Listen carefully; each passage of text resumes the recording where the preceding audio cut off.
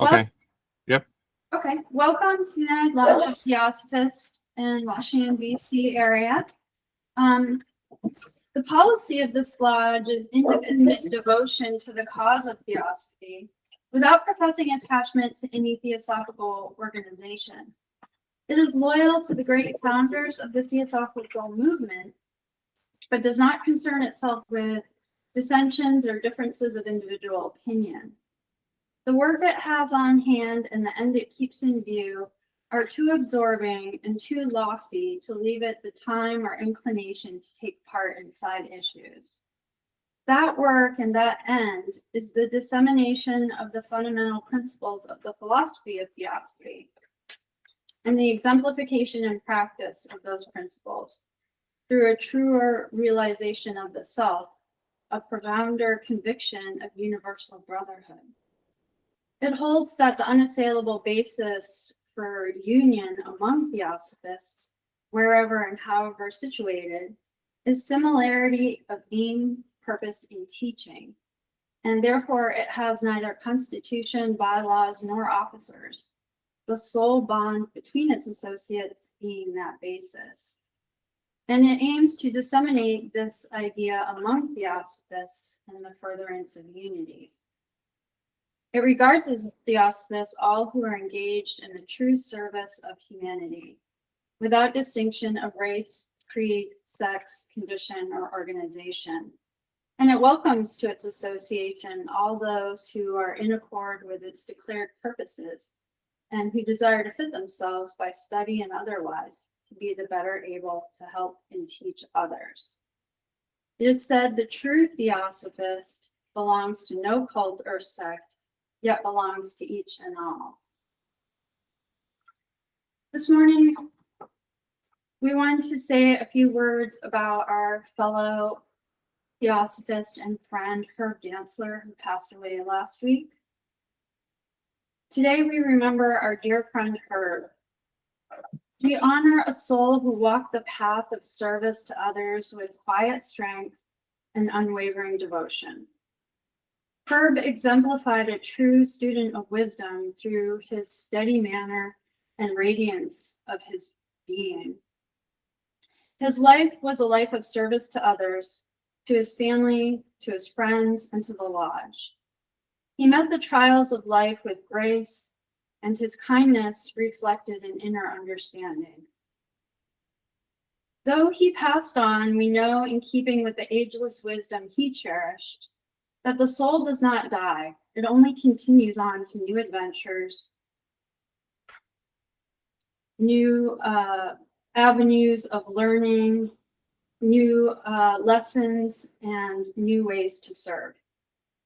What made Herb especially rare was that he did not keep Theosophy on a shelf.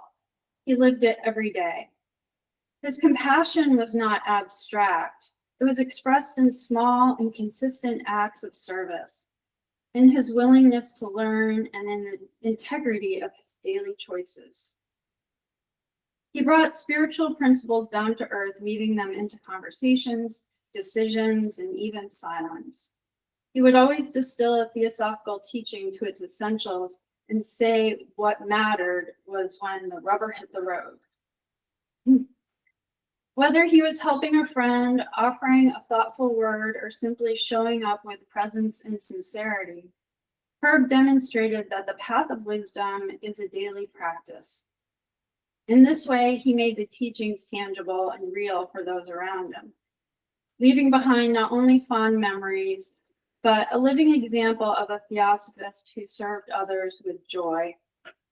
May we remember Herb not in sorrow, but in gratitude for the inspiration he gives us and for the spiritual and practical example he left. And now we'll hear a reading.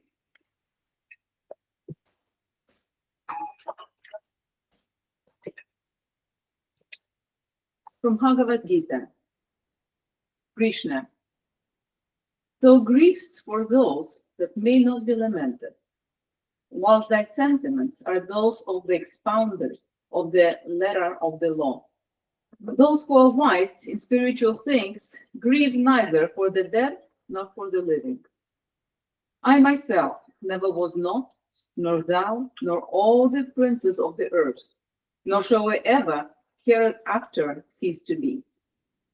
As the Lord of this mortal frame experienced Therian infancy, youth, the old age, so in the future incarnations will it meet the same. One who is confirmed in this belief is not disturbed by anything that may come to pass. The senses, moving towards their appropriate object, are producers of heat and cold, pleasure and pain, which come and go, and are brief and changeable. Those do thou endure, O son of Bharata. For the wise man, who this disturb not, and to whom pain and pleasure are the same, is fitted for immortality. There is no existence for that which does not exist, nor is there any non-existence for what exists. By those who are the truth and look into the principles of things, the ultimate characteristics of this both is seen. Learn that he by whom all things were formed is incorruptible, and that no one is able to effect the destruction of it, which is inexhaustible. These finite bodies, which envelope the souls inhabiting them, are said to belong to him, the eternal, the indestructible, unprovable spirit, who is in the body. Therefore, O Arjuna, resolve to fight. The man who believes that it is this spirit which kills, and he who thinks that it may be destroyed, are both alike deceived. For it neither kills, nor it is killed. It is not a thing of which a man may say, it hath been, it is about to be, or it is to be thereafter. For it is without birth and meet not death. It is ancient, constant, and eternal. And it is not slain, where this is mortal frame is destroyed.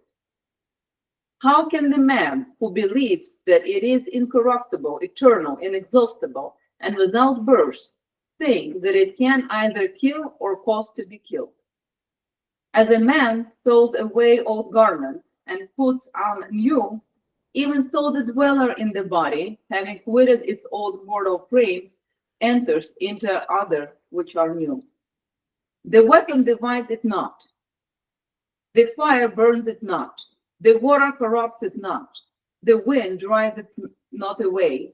For it is indivisible, inconsumable, incorruptible, and it is not to be dried away. It is eternal, universal, permanent, immovable. It is invisible, inconceivable, and unalterable.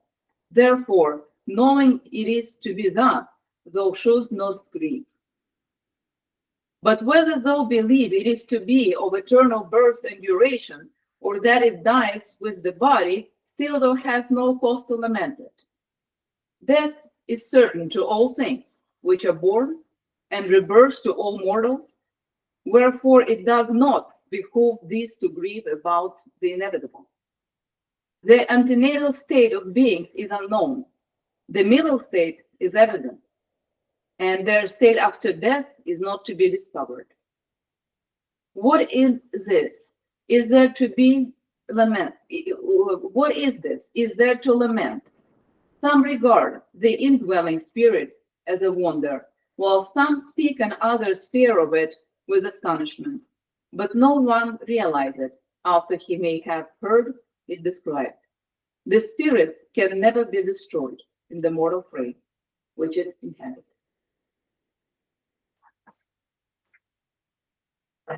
And now we'll continue with the talk on Antiquity of Man. And this talk was prepared by Herb for us today, and he was hoping to deliver it himself, but it is the best way of convey legacy, where the thoughts, ideas, and aspirations of one are carried out by the others. I'll read verbatim what was left for us, as he was always very diligent about preparing his talks. So this is his writings that he wanted to convey to us. And this is the pictures that came with the file on defining evolution of man from monkeys to man, and the carvings. UTDC did a talk on the Antiquity of Man around the year 2000 before we started to record talks. And that time scientists went along with Charles Darwin's theory that man evolved from the monkey and to the much larger man. However, of all the mammalians, man, the only one whom science will not allow to have dwarfed down. The recent Smithsonian website stated that the past decade was seen astonishing discoveries about human origins that captivate the imagination. We walk on two legs, make tools, and have large brains. We solve complex problems and communicate through language and art. We express our feelings and our spirituality. How did we acquire these extraordinary qualities? Smithsonian now have an initiative underway asking people what it means to be human. Smithsonian says the ape and man are both primates, sharing a common ancestor and many physical similarities. However, man has evolved to have a more complex brain and higher cognitive abilities, allowing for advanced language, culture, and technology. Ape societies are typical, more hierarchical, and based on dominance, while human societies are more diverse in structure. Despite these differences, both apes and humans share emotions, social bonds, and the capacity for learning and problem solving. Theosophy. Throughout the secret doctrine and related theosophical writings are numerous references to the antiquity of man. Following are just a few. Man predated all mammalians. Occultism rejects the idea that nature developed man from the ape or even from an ancestor common to both, but traces, on the contrary, some of the most anthropoid species to the third race, man of the early Atlantean period. The ancestor of the present anthropoid animal, the ape, is a direct production of the yet mindless man, who describes his human dignity by putting himself physically on the level of an animal. Secret Doctrine, Volume 2. This occurred in the early part of the Tertiary Age, about the Hycalian man-ape, remote ancestor of the real ape, as we find it now in the Pithecoid family. Secret Doctrine, Volume 1. The human was the only species which could breed together. Since that time, nature has closed this gap. Descendants of the crossbreeding of apes and humans became known as Tasmanians, and they are now extinct. Secret Doctrine, Volume 2, page 195. Man is certainly no special creation, and he is the product of nature's gradual perfective work, like any other living unit on this earth. But this is only with regard to the human tabernacle. That which lives and thinks in man and survives that frame, the masterpiece of evolution, is the eternal pilgrim. The differentiation in space and time of the one absolute and knowable. Secret Doctrine, Volume 2. An occultist would have put it otherwise. He would say that man was indeed made in the image of a type projected by his progenitor, the creating angel force, or Dian Chohan, while the wanderer of the forest of Sumatra was made in the image of man. Since the framework of the ape, we say again, is the revival, the resuscitation of abnormal means of the actual form of the third round and of the fourth round man as well, later on. Nothing is lost in nature, not an atom. Analogy would appear to demand that form should be equal endowed with permanency. Secret Doctrine, Volume 2. Beginning investigation with the elementary manifestations of evolutionary forces, it is seen that science has from the first taught the origin of the earth as a matter of incandescent clouds condensing into molten rock, and this gradually cooling and giving rise to living forms, which have ever since evolved with relative rapidity in a general straight line direction. The remains of these migrations and transformations are underfoot everywhere. As seen by modern science, they present a troublous history without unifying continuity, and the straight-line theory of history favored over the cyclic present, an almost impossible barrier to understanding. Science has taught that a relatively few millions of years ago, Earth was uninhabited, while Theosophy has taught that man himself has endured in much his present form for incalculable ages, his very consciousness consolidating along with the evolution of matter itself. And the duration of that evolution may best be calculated by the predictable period necessary for its descending cycle, a period predictable through the discovery of radioactivity so accurately foretold by the secret doctrine. Theosophy teaches that the earth evolved with physical matter itself from universal primordial homogeneous substance into concreteness and complexity. Few, if any, of the thinking people of the world now deny the evolutionary history of the human race in some form. Yet between the evolution taught by Theosophy and that taught by science lies as great a gulf as between the hypothesis of science and the creation taught by theology. Science upholds the evolution of man from the kingdoms below. Theosophy, the evolution of the kingdoms below from spiritual man.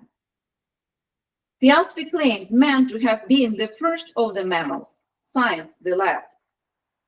But what is the actual evidence? Theories, beliefs, and prejudices hold with but uncertain grip to the strides of great nature. The roots of our present institutions go back to the Miocene age, Secret Doctrine, Volume 2, suggests that there is no good scientific reason for man should not have been contemporaneous with the earliest mammals and go back as far as the secondary period, the Secret Doctrine, Volume 2. The man can be shown to have lived in the mid-tertiary period and in a geological age when there did not yet exist one single specimen of the now known species of mammals, is a statement that science cannot deny and which has now been proven by the Quatre pages, Secret Doctrine, Volume 2. Also, Secret Doctrine, page 720, table inferring development of 320 million years of life on Earth. The doctrine of evolution, as inaugurated by Darwin and developed by later evolutionists, is repudiated by several great men of science. Truth must rest upon its own firm foundations of fact and take its chances for recognition when every prejudice in the way is disposed of.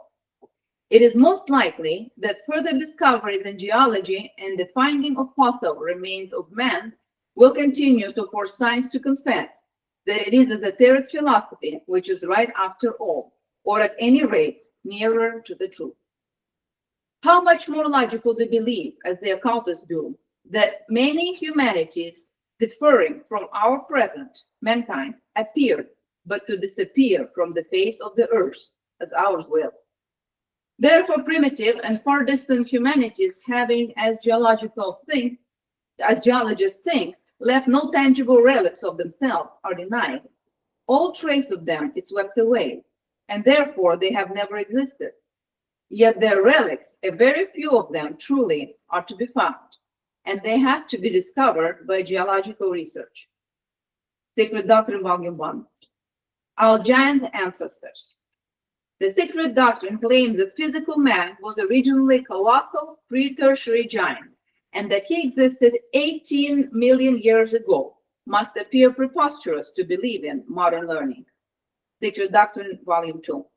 Of all the mammalians, man is the only one whom science has not allowed to have dwarfed down, like all other animals. We have noted ruins of buildings with doorways designed to accommodate people over 9 feet tall. In the letter from a Mahatma, decade of 1888, is a reference to a cave full of the skeletons of these giants, and their huge frames, when found, are invariably regarded as isolated freaks of nature. Letter from the Mahatma, 1888. This synthesis resides in Theosophy alone, but cannot be found there by scientists whose pride and prejudice prevents their study therein. Theosophy presents a history of man, physical evolution, far more in accordance with analogy, with the proven mode of natural action than any scientific theory. The Secret Doctrine, Volume 2, page 712. The primordial epoch is, science tells us, by no means devoid of vegetable and animal life. In the Laurentian deposits are found specimens of the ozone candanense, a chambered shell. In the Silurian age, discovered seaweed, algae, mollusks, crustacea, and lower marine organisms. Also, the first trace of fishes. The primordial epoch shows algae and marine organisms. Science teaches, therefore, that marine life was present from the very beginning of time, leaving us, however, to speculate for ourselves as to how life appeared on Earth. It rejects the biblical creation as we do. Why does it not give us another approximately plausible hypothesis? The esoteric philosophy agrees with the statement made by science, the parallel column, demurring, however, in one particular. The 300 million year vegetable life preceded the divine man progenitors. Also, no teaching denies that there were traces of life within the earth besides the ozone candanense in the primordial epoch. Only whereas the said vegetation belonged to the geological relics now found in the Laurentian, Cambrian, and Silurian systems, so-called as the relics of the third round. At first astral like the rest, they consolidated and materialized pari passu with the new vegetation. M.D. Quatrophagus here writes, there is nothing impossible in the suggestion that he, man, may have appeared on the globe with the first representatives of the type to which he belongs, in virtue of his organism. The statement approximates most closely to our fundamental assertion that man precedes the other mammalia. Yet, mirabile dicto, while the non-cannibal Paleolithic man, who must have certainly antedated cannibal Neolithic man by hundreds of thousands of years, is shown to be a remarkable artist, Neolithic man is made out almost an object savage, his like dwellings notwithstanding. For see what a learned geologist, Charles Gould, tells the reader in his mystical monsters. Reindeer carving on the antler by Paleolithic earlier Stone Age man. So this is the printing of the carving. Meanwhile, it is a specimen of an engraving made by a Paleolithic savage. Paleolithic meaning the earlier Stone Age man, one supposed to have been as savage and brutal as the brutes he lived with. The Paleolithic Landseer. The artist who engraved this reindeer belonged, we are asked to believe, to the primitive semi-animal savages, contemporaneous with the mammoths and the woolly rhinoceros, whom some overzealous evolutionists once sought to picture to us as distinct approximations to the type of their hypothetical pithecoid man. The secret doctrine, which runs thus: seek for the remains of thy forefathers in the high places. The value have grown into mountains, and the mountains have crumbled to the bottom of the seas. Force raised mankind, thinned after the last cataclysm by 2/3 of its population, instead of settling on the new continents and islands that reappeared while their predecessors formed the floor of new oceans, deserted that which is now Europe and parts of Asia and Africa, for the summits of gigantic mountains, the seas that surrounded some of the latter having since retreated and made room for the tableland of Central Asia. Those lost continents are officially suspected. That worlds, also races, are periodically destroyed by fire, volcanoes, and earthquakes, and water in turn, and renewed is a doctrine as old as man. Manu, Hermes, the Chaldees, all antiquity believes in this. Twice already has the face of the globe been changed by fire, and twice by water, since man appeared on it. Professor Rollerston's work, this psychologist, he says, suggests that as there is considerable plasticity in the human frame, not only in youth and during growth, but even in the adult, We ought not always to take for granted, as some advocates of the development theory seem to do, that each advance in physical power depends on an improvement in bodily structure.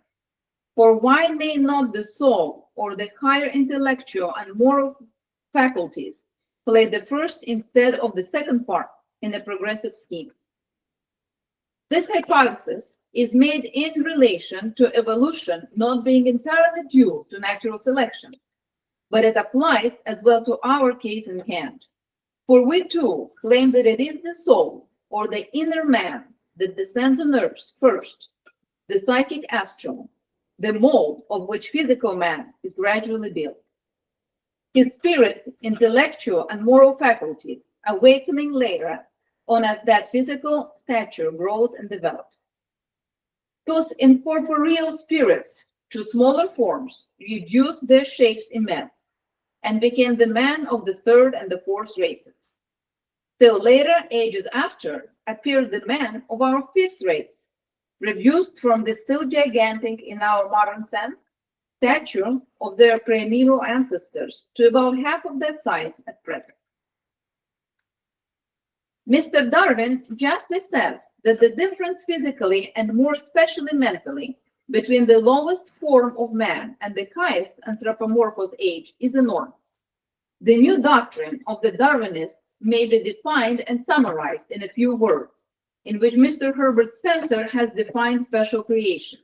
It is worthless by its derivation, worthless in its intrinsic incoherence, worthless as absolutely without evidence, worthless as not supplying an intellectual need, worthless as not satisfying a moral want. We must therefore consider it is as counting for nothing in opposition to any other hypothesis respecting the origin of organic beings. Man in this round preceded every mammalian, the anthropoids included, in the animal kingdom. Sacred Doctrine, Volume 2. The origin of the ape. It is evident, especially after the most fundamental principles of Darwinism, that the organized being cannot be a descendant of another whose development is in an inverse order to his own. Consequently, in accordance with this principle, man cannot be considered as a descendant of any simian, monkey, or ape, type whatever. Physical differences between humans and the ape. The respective developments of the human and simian brains are referred to. In the ape, the temporospheroidal convolutions, which form the middle lobe, make their appearance and are completed before the anterior convolutions, which form the frontal lobe. In man, the frontal convolutions are, on the contrary, the first to appear, and those of the middle lobe are formed later. Here, the geological fact is still the skull of a baby ape, somewhat distorted by pressure, was found in a stratum of intermediate age. The biological fact is that this skull, as related to man, was on a par with the present gorilla and chimpanzee, so belonging to a new genus. The historical and psychological fact, and let reliers upon authority heed well, that Professor Dodd, the finder, and for an example of the manner in which a towering scientific theory can be erected upon a foundation of illusion, the reader is referred to Professor Dart's own remarks. With unconsciousness and biting irony, Professor Dodd therein disposes of the ape ancestor theory in toto. For this fact of the inverse development of the ape skull, its growing loss of humanoid characteristics, show the anthropoids to be the degenerate species, more likely to have descended from man than to have been his ancestor. And scientists of note have seen this and remarked upon it.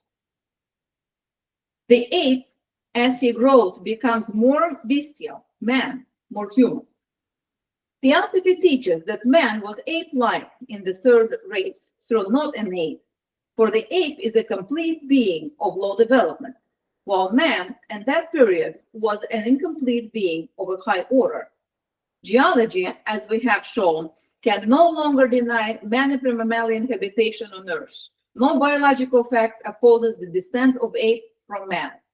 And one incontrovertible fact does oppose the contrary theory.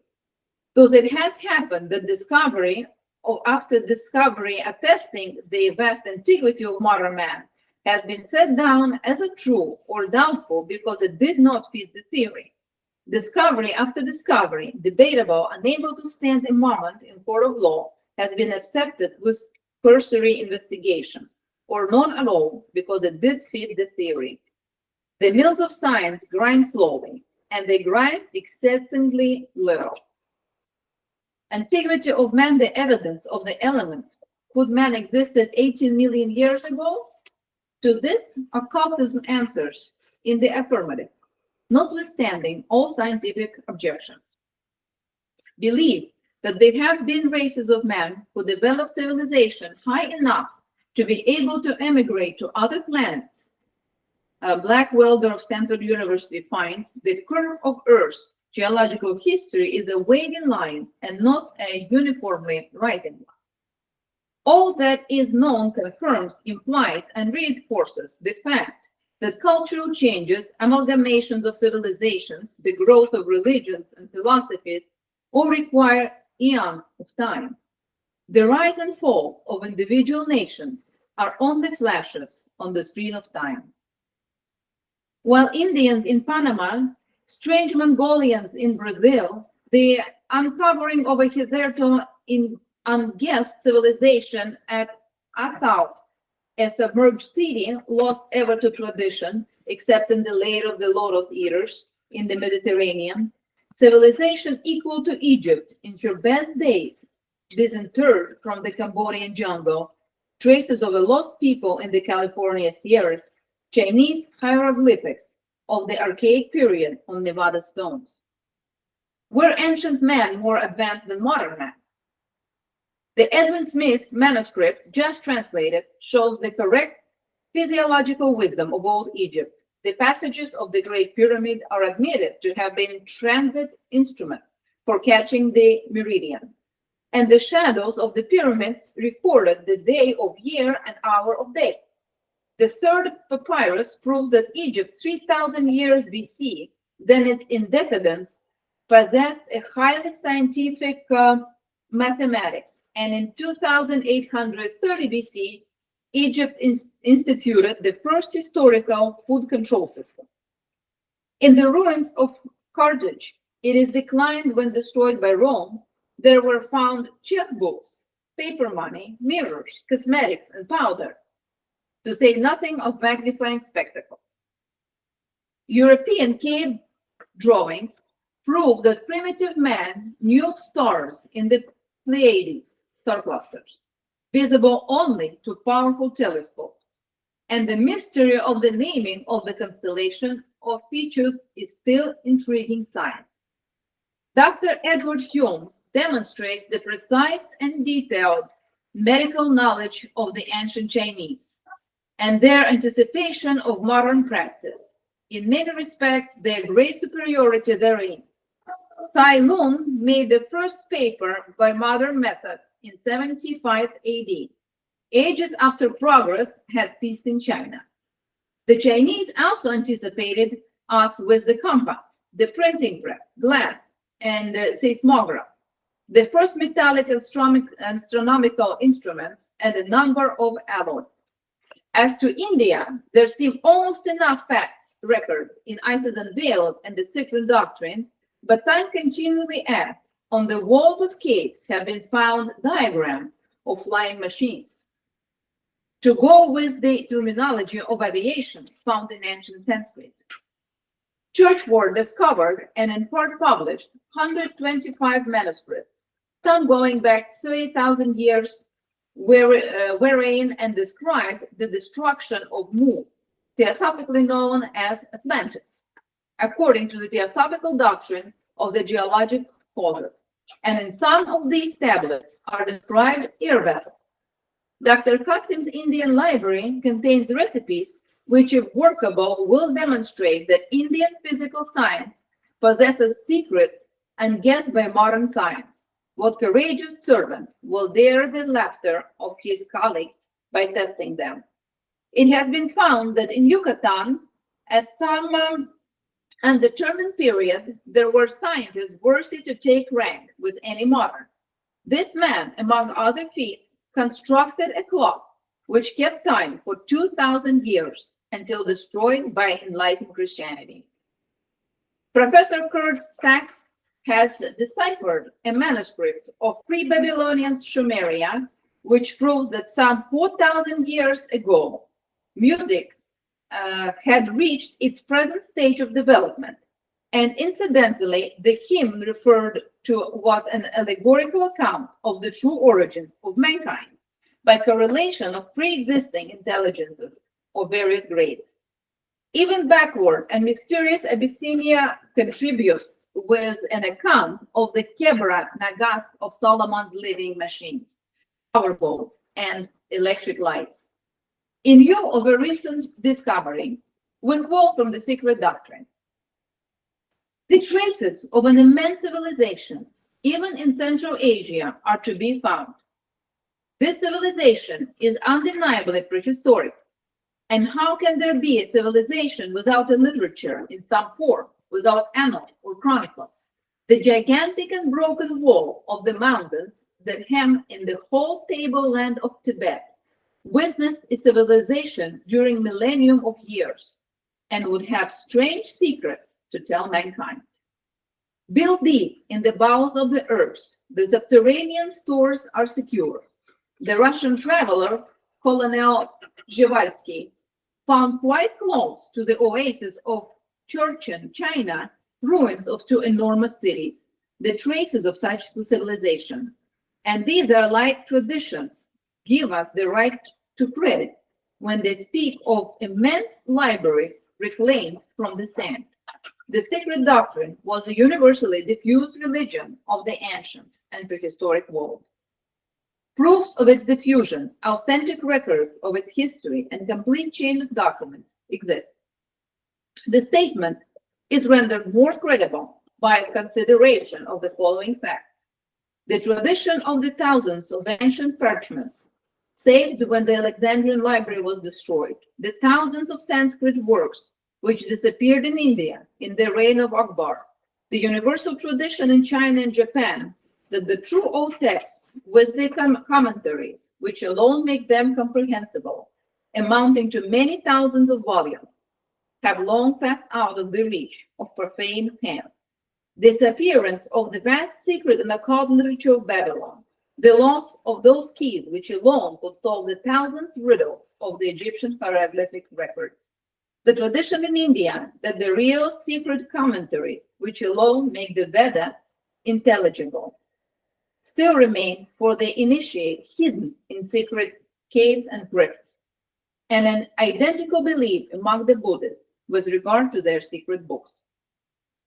The occultist asserts that this exists save from Western spoliation to reappear in some more enlightened age.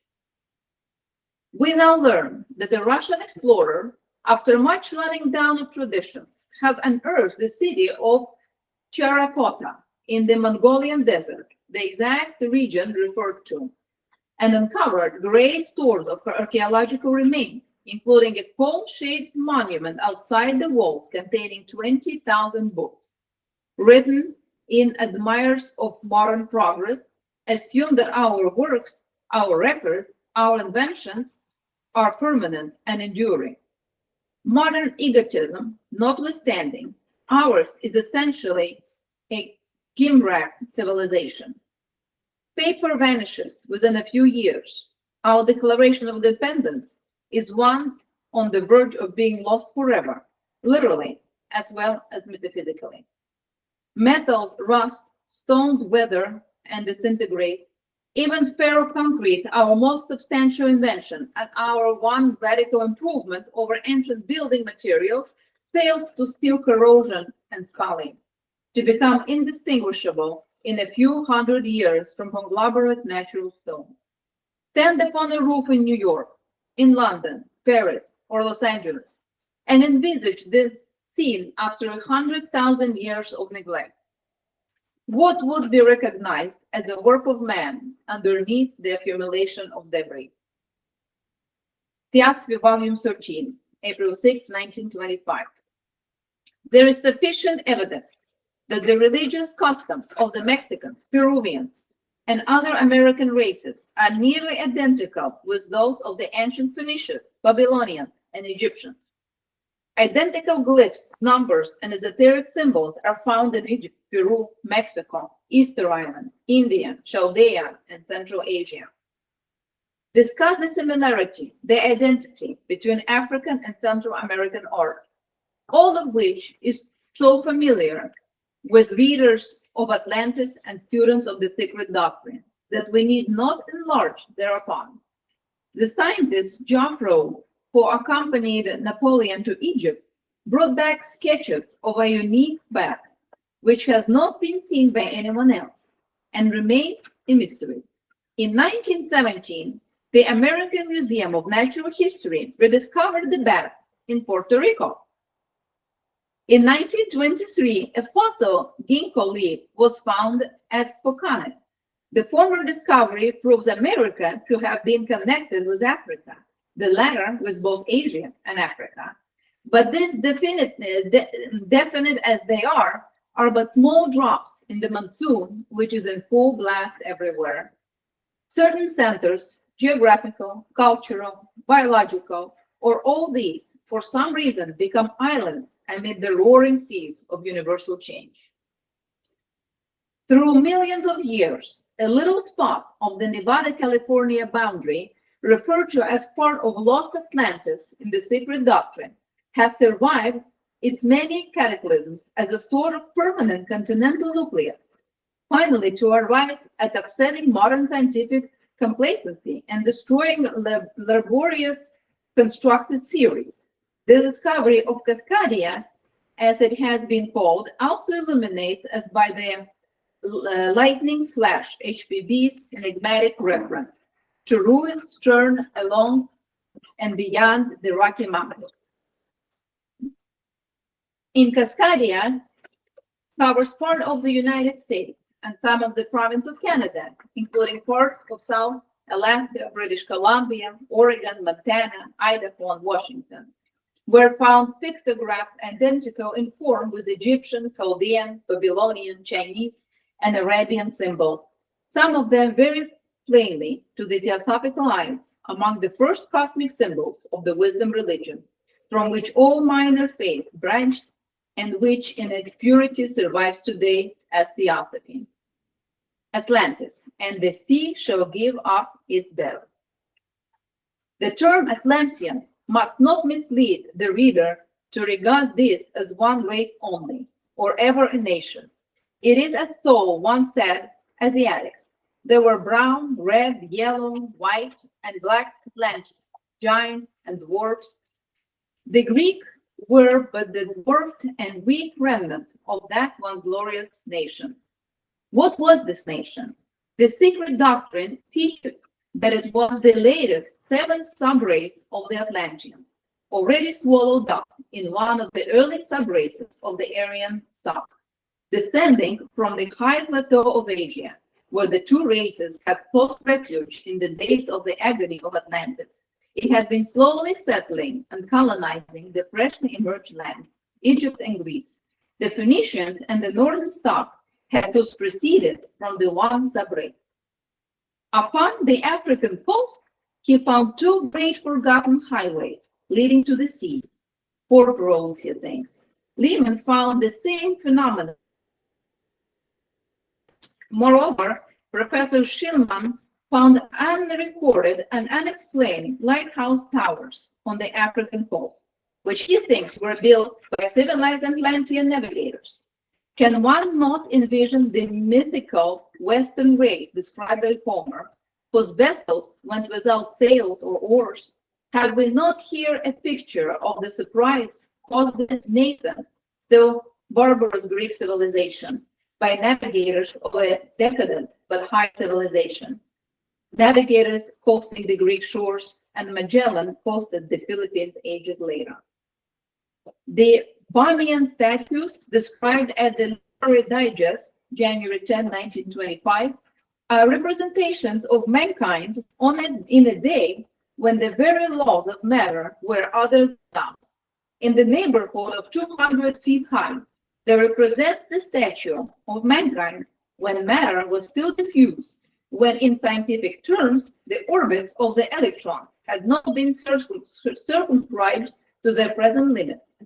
The present plaster castings representing Dr. Gilmore saw the sandstone tracks of giant human beings. He saw a petrified body also, but Dr. Gilmore sees in the body precisely an isolated freak of nature. As to the tracks, after trying to explain them as the remains of some kind of peculiar shell, certainly an improvement of the ground slope, using advanced in such cases, he frankly threw up his hands and left them as unexplained. However, they do not present quite so much difficulty to the Theosophist, and to him likewise there is no mystery in the appearance of dotted inscriptions of the kind described by H.P. Blavatsky as the written records of the earlier races. Someday the Rosetta Stone for those ancient wounds, so widely distributed over the world, will be found, and then will be seen a truth, a returning cycle. Future finds will justify the correctness of the present observations of such acute minds as H.A. Taine and Renan. The former shows that the civilizations of such archaic nations as the Egyptians, Aryans of India, Chaldea, China, and Assyria are the result of preceding civilizations during myriads of centuries. The ancients knew more concerning certain sciences that our modern servants have yet discovered. They divided the interminable periods of human existence on this planet into cycles, during each of which mankind gradually reached the culminating point of high civilization and gradually relapsed into object barbarism. Professor James Breasted, the Egyptologist, has recently come up upon a document which offers new proof of the astonishing knowledge possessed by the ancient people of the Nile. In the papyrus of 16,000 BC, it is revealed that the Egyptian physicians were perfectly familiar with the cause of paralysis and discussed the treatment of it in terms which are far from amateur to the specialists 3,600 years after them. When one considers that fact that for nearly 3,000 years, the fact that a paralysis of one side of the body was caused by a brain affection on the other was totally lost sight of, and that the malady itself was spoken of merely as a lameness. The civilization of the subject of the pharaoh in a reproach upon that of today, with virtually every new fragment of writing turned up, some extraordinary modern practice is revealed as a common feature of Egyptian life, and the ancient writers discuss with what almost seems flippant scientific achievements which the present day claims as its peculiar glory. Perhaps who can tell? It may presently be found that the Egyptians of 2000 BC resorted to the telegraph and telephone, and that the Nile Valley was strung with wireless stations. Editorial, Washington Post, April 17, 1925. Such is the power of Maya, the mighty magic of Prakriti. For greater illusion never existed. We live, move, and have our beings upon the powdered dust of vanished races, as numerous of civilizations as powerful as any of our dreams. A young world, a humanity, sprung from the animal a few millenniums ago. Forsooth, civilized relics are embedded in strata contemporary with the dinosaur. An old Arizona lake bed produces what may have been the biggest city in America, and its evidences of civilization set afoot speculation as to Atlantis and the polygenesis of races. From Javiota to Rincon, California, are over 60 towns of a Mongolian race, found in traditions neither of East or West. Some of these relics embedded in rocks, stratified for ages, and civilized men have lived for a century atop this ruin unknowingly. In the Body and Virgin River valleys of Nevada is a settlement 8 miles wide by 35 long, a lost civilization possessed of glazed floors, artistic pottery, jewelry, and dice. And here the skeletons average over 7 feet tall. The excavator, curator of the Museum of the American Indian, expects work to go on until the riddle is completely solved.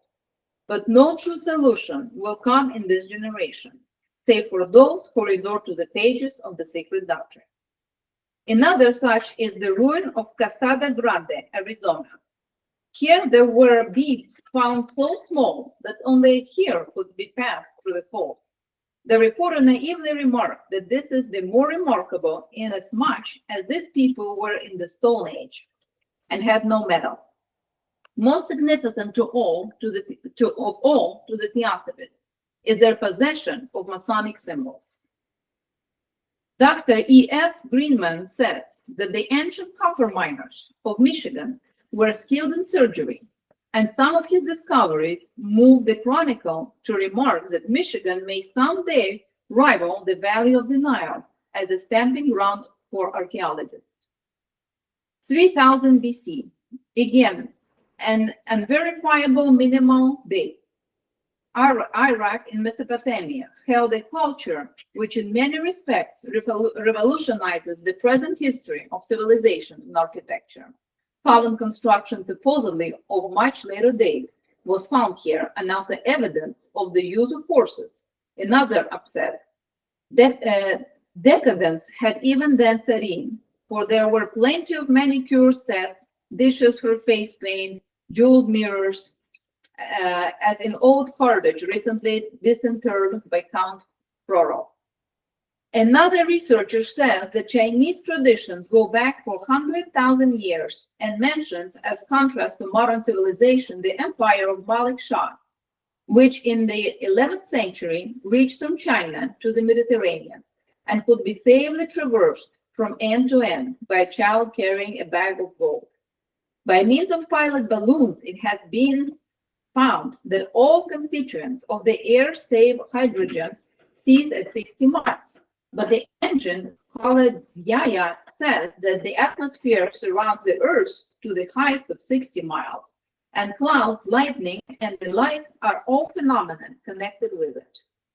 Perhaps when it is found that mankind is no new evolution, but has survived eon upon eon, lived through the vicissitudes of continental upheavals and glacial epochs, that he has by turn risen to great height and fallen into savagery. There may be an attempt to discover the real purpose of being. Then it will be found that the illusions of power and progress, the philosophy of glutted desires, lead only to death and the dust. Be it race or nation or individual man, he who attends to the inclinations of the senses in them has a concern. From this concern is created passion. From passion, anger. From anger is produced delusion. From delusion, a loss of the memory. From the loss of memory, loss of discrimination. And from loss of discrimination, loss of all. The spiritual condition of the bulk of mankind in this our present age of Kali Yuga. Truth moves slowly. Vested error is pernicious. Writing in the New York Times, February 15, 1925, a scientist who is in a position to know better sets down the Phenactropus in a direct line of descent with the lemur, old world monkey, chimpanzee, and Neanderthal and Cro-Magnon man as ancestors of modern man, and piles also upon Paleon by denying the existence of man in America before the glacial periods, by classifying the Calaveras skull as an error. But the cycle turns. New and startling discoveries are on the way, and a few years where we'll see that revulsion of thought predicted by H.P. Blavatsky recently, some stone hammers thought to be about 12 million years old and found under 100 feet of stone were sent to the Smithsonian, that venerable burying ground of important discoveries. Evolution, an ancient doctrine. It is an easy task to show that the cosmogonical legends all over the world are based on a knowledge by the ancients of those sciences which have allied themselves in our days to support the doctrine of evolution, and thus further research may demonstrate that they were far better acquainted with the fact of evolution itself, embracing both its physical and spiritual aspects that we are now. With the old philosophers, evolution was a universal theorem, a doctrine embracing the whole, and an established principle, while our modern evolutionists are enabled to present us merely with a speculative theory, with particular, if not wholly negative, feelings. Conclusion. It is idle for the representatives of our modern wisdom to close the debate and pretend that the question is settled merely because the obscure phraseology of the Mosaic account clashes with the definite exegesis of extinct science. H.P. Blavatsky, Isis and Bale. Science reserving to itself, we may say with all respect, the privilege of publishing speculation as fact, where those forced to employ its gleaning in the of our object, the restoration to man of his lost birthright of spiritual knowledge. Ancient wisdom is vast and deep. Only prejudice blinds us to its core. Unless we mistake the signs, the day is approaching when the world will receive the proof that only ancient religions were in harmony with nature, and ancient science is all that can be known.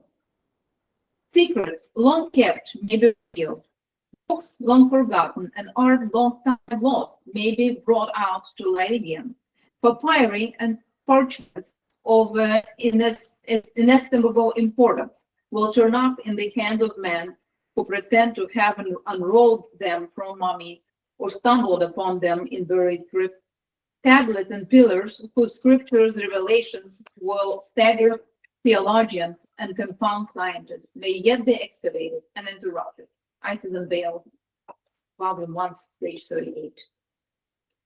A natural-born metaphysician, an ignorant dreamer, may awake abruptly and say to himself, I dreamt it. I have no tangible proof of that which I imagined. It is all an illusion. But for a man of science acquainted with the characteristics of the universal energy, to maintain that life is merely a phenomenon of matter, a species of energy, amounts simply to a confession of his own incapability of analyzing and properly understanding the alpha and the omega, even of that matter. Isis and Bale. Facts must be grasped and held with unfailing tenacity, whatever their origin of their surface appearance, attractive or repellent. But let there be any clinging to theory, let any speculation, however authoritative, however venerable, however plausible, he made for a moment the criterion of the slightest fact, and entry is made upon a path of error, whose deviation from the straight line may become incalculable. The true synthesis comes from only Theosophy, which is history, not deduced theories, but that history alone can a satisfactory development of the races be uncovered. So at the present day, it is with the scientific theory of the origin of man, an imposing giant with front of brass and body of mist and moonlight, whose ultimate downfall must bring confusion to many a sincere devotee follower. Man must now subjugate matter and rise above its boundaries, or remain within them and perish even more hopelessly than Lemuria and Atlantis of the forgotten past. Max Muller, for instance, says, many things are still unintelligible to us, and the hieroglyphic language of antiquity records but half of the mind's unconscious intentions. Yet more and more, the image of man, in whatever clime we meet him, rises before us, noble and pure from the very beginning. Even his errors we learn to understand, even his dreams we begin to interpret. As far as we can trace back the footsteps of man, Even on the lowest strata of history, we see the divine gift of a sound and sober intellect belonging to him from the very first, and the idea of humanity emerging slowly from the depths of an animal brutality can never be maintained again. Crisis Unveiled, page 4. The realization of ignorance is the beginning of true wisdom. Could science divest its mind of theory and conceit, and kneeling before the ancient altars of history and philosophy, begin in a reverent and humble spirit to become the lost threads in you, more progress would be made in a year than has been made in a century. But for this, that pride which leads man to prefer their own mistakes to the wisdom of others must be left behind. An ape ancestor theory, slow flattering to modern man, and so benumbing to the sense of responsibility, must be returned to limbo, whence it came. This is the last paragraph. To what does this stand? Pertinence to that distant day when all thinkers will see in mankind that which is really is, a concourse of indomitable, immortal spiritual entities, alternatively conquering matter, alternatively abusing its powers and falling into oblivion, to begin anew. Then will come an understanding that man is not an animal, but a spirit conjoined with an animal. That this true salvation and relief from the cycles of life lie not in the animal duty of self-preservation, but in the spiritual duty of self-sacrifice, which is preservation of all self.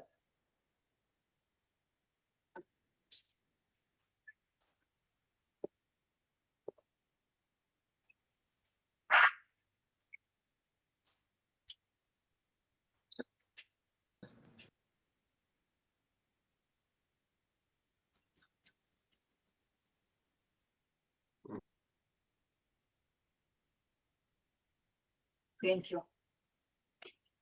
So that concludes today's talk that are prepared for us. And reading the last paragraph from me yesterday, I opened it yesterday. That's all there is to be said. And the legacy continues. We continue what he was doing, and just having the ability to read this talk today, that was his spiritual continuity, that he did it for us, and we knew that he did it. And that was his physical continuity, because it is thanks to Jason, because I knew it existed, but I didn't know where to find it.